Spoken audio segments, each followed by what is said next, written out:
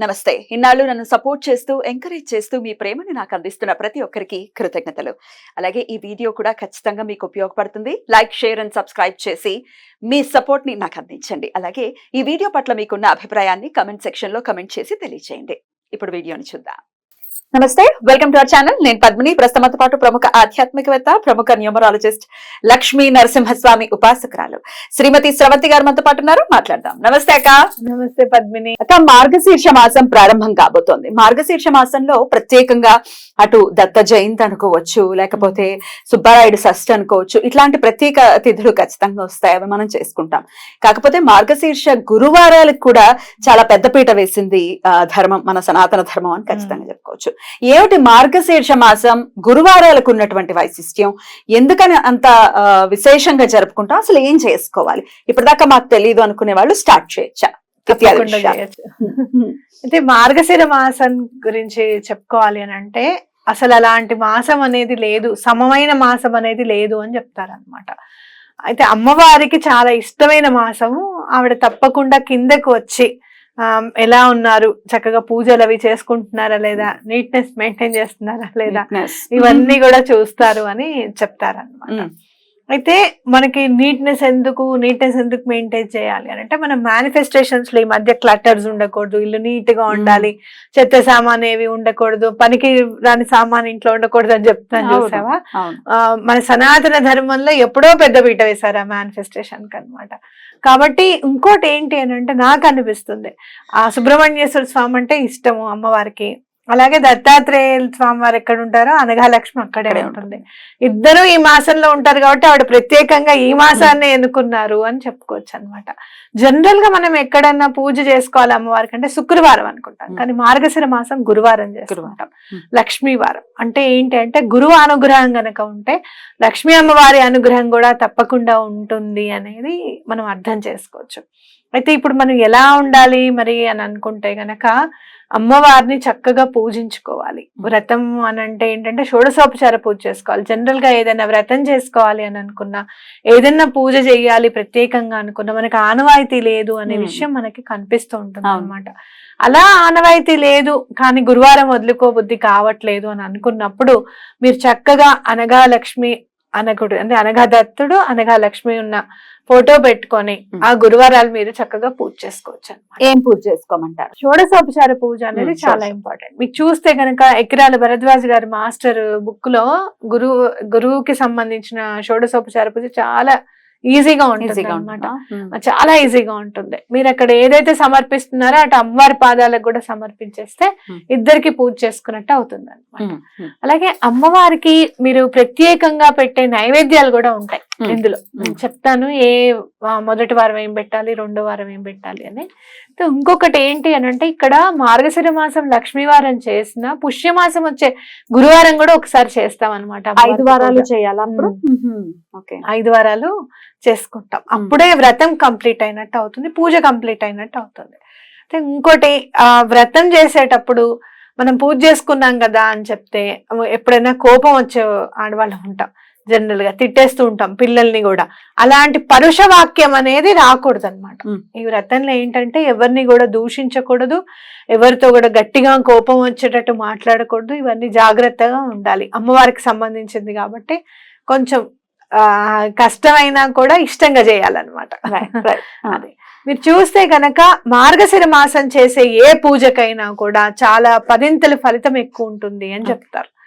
అంటే మీరు ఏదైనా కానీ ఎవరికైనా సిల్వర్ దానం చేశారనుకోండి, వెండి దానం చేస్తే పిల్లలు పుడతారట ఖచ్చితంగా.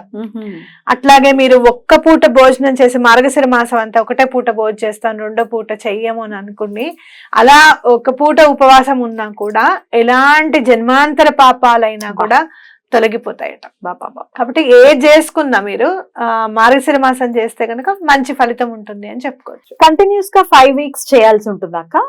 కంటిన్యూస్ గా అంటే గురువారం చేసుకుంటూ వెళ్ళిపోవడమే. ఆడవాళ్ళకి అడ్డు వస్తుంది కదా, అందుకే నీకు 5వ వారం ఇచ్చారు దాన్ని కంప్లీట్ చేయడానికి. లేదు, అడ్డు వచ్చినప్పుడు ఏం చేస్తాం, పక్కన కూర్చోవాలి, ఇంట్లో వాళ్ళు చేసుకోవాలి. అలా కుదరదండి, మా ఇంట్లో ఎవరు ఒప్పుకోరండి అని అన్నప్పుడు ఇప్పుడు ఏ రోజు చేసిన ఫలితం ఆ రోజే అని అనమాట. అవునా కాదా? అంతే. అలానే అనుకోవాలి ఇంకా. అయితే ఏంటక్క నామాలు చేసుకోవడం అంటే షోడశోపచార పూజలు అంటే 16 ఉపచారాలతో అమ్మవారికి అయ్యవారికి పూజ చేసుకోమని చెప్తున్నారు. ఓకే, కానీ ప్రత్యేకంగా ఏదైనా అష్టోత్తరాలు లేకపోతే ఇట్లాంటివి ఏమైనా శ్రీ సూక్తం చదువుకోవాలి, ఖచ్చితంగా శ్రీ సూక్తం చదువుకోవాలి. అలాగే మీరు చూస్తే గనక మహాలక్ష్మి అష్టకం గాని కనకధార స్తోత్రం గాని ఇవి చదువుకోవడం చాలా మంచిది. రైట్. అలాగే అమ్మవారికి సంబంధించిన ఏవైనా నామాలు ఉంటాయి గనక లలితా సహస్రం చదువుకుంటే కూడా చాలా మంచిది. రైట్. మీరు చాలా విశేషంగా లక్ష్మీదేవికి సంబంధించి తమలపాకుల హారతిని ఇంట్రడ్యూస్ చేశారు. చాలా అద్భుతంగా ఎప్పుడైతే చెప్పారో అప్పటి నుంచే కంటిన్యూ చేస్తున్న వాళ్ళు ఉన్నారు, నాతో సహా. సో మరి ఈ గురువారాలు ప్రత్యేకంగా చేసుకోవచ్చు, అమ్మవారికి చేసుకోవచ్చు. అయితే మీరు ఏం చేస్తారు అని అంటే, అమ్మవారికి ముత్యాలంటే చాలా ఇష్టం పద్మిని. ఎందుకంటే సముద్ర గర్భం నుంచి వచ్చినవే కాబట్టి ముత్యాలంటే చాలా ఇష్టం. ఆ ముత్యాలు మీరు చక్కగా ఒక 11 తీసుకోండి, మీకు ఎంత కుదిరితే అంత. అవి పెట్టి హారతి ఇస్తే కూడా అమ్మవారికి చాలా ఇష్టం. ఎలా ఇమ్మంటారు అవి? ఒక చిన్న ప్లేట్ లో ప్రమిద పెట్టేసేసుకోండి. అయితే దీపంది కొంచెం పైకి ఉండేటట్టుగా చూసుకోండి. ఆ చుట్టూరా కొంచెం ముత్యాలు వేయండి. అలా వేస్తే చాలా మంచిది అనమాట. అమ్మవారికి చాలా ఇష్టం, ముత్యాల హారతి ఇచ్చినట్టు అనమాట అమ్మవారికి. ఈ తమలపాకులు పెట్టినప్పుడే తమలపాకుల మీద వేయచ్చా? తమలపాకుల మీద వేయచ్చు, కానీ చాలా వేడిగా ఉంటాయి కదా ముత్యాలు, మళ్ళీ మనకి నెక్స్ట్ ఉపయోగించుకోవాలి కాబట్టి 2 హారతులు పెట్టండి. ఒక హారతి అక్కడ పెట్టి ఒక హారతి ఇక్కడ పెట్టండి. కాసేపు అది కాసేపు ఇది కూడా ఇవ్వచ్చు అనమాట. ఈ ముత్యాల హారతిలో ఎన్ని ఒత్తులు వేసి ఎలా వెలిగించమంటారు? ముత్యాల హారతికి మీరు ఏకవొత్తి వేయచ్చు, అంటే పువ్వొత్తి. ఏకవొత్తి అంటే మళ్ళీ ఇది కాదు, పువ్వొత్తి ఒకటి వేయచ్చు, లేదా 3, 11, 5 ఎన్నైనా పెట్టచ్చు. ఒకటికి అంటే పువ్వొత్తికి ఒకటి పెట్టచ్చు, తప్పలేదు. ఒకటి పెట్టచ్చు, 3 పెట్టచ్చు, మీ ఇష్టం. పెట్టచ్చు. ముత్యాలు అన్ని చుట్టూరు ఒక 11 తక్కువ కాకుండా ముత్యాలు వేసుకుంటే ముత్యాల హారతి అవుతుంది. అమ్మవారికి నచ్చుతుంది, ఇష్టం చాలా. ఇప్పుడు మా దగ్గర ముత్యాలు అంటే విడివి లేవండి, ముత్యాల హారం లాంటిది ఉంది, దాన్ని ఏదైనా క్లీన్ చేసేసి పెట్టచ్చా? పెట్టచ్చు. పాలల్లో కడగండి, ఏదైనా కూడా పాలల్లో కడిగితే చాలా మంచిది. అలాగే అమ్మవారికి ఆవు పాలతో ఏదైనా చేస్తే కూడా చాలా ఇష్టం అన్నమాట. మీరు షోడశోపచార పూజ చేసినప్పుడే ధూపానికి ముందే చక్కగా అమ్మవారికి అభిషేకం చేయడము ఇలాంటివి కూడా చేస్తే చాలా మంచిది. శ్రీ సూక్తం వింటూ కూడా పాలాభిషేకం కూడా చేసుకోవచ్చు. మాకు చదవటం రాదు, కుంకుమ నీళ్లు, పసుపు నీళ్లు వింటూ కూడా చేసుకోవచ్చు. మనం మనసు పద్మిని మనం చెయ్యాలి అనే సంకల్పం ఉంటే చాలు, అమ్మవారి చేయించుకుంటూ వెళ్ళిపోతుంది, పూర్ణకు అదే వచ్చేస్తుంది.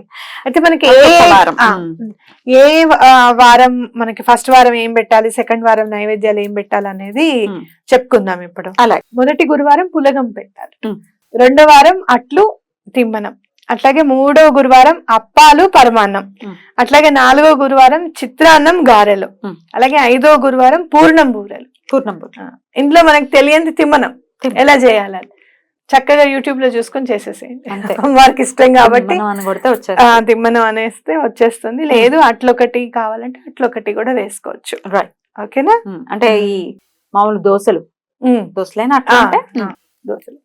అంటే మినప్పప్పు వేయకుండా వేస్తే అట్లు అంటాం, బియ్య పిండితో మాత్రమే వేస్తారు, అట్లా అంటాం అన్నమాట. ఓకే, అద్భుతం. ఇవి చేసుకుని చక్కగా గృహం కోసమే అసలు మామూలుగా పరితపించట్లేదు, ఖచ్చితంగా అనుగ్రహాన్ని పొందాలి. రైట్ అక్క, చాలా బ్యూటిఫుల్ గా ఎక్స్ప్లెయిన్ చేశారు. కృతజ్ఞతలు. నమస్తే.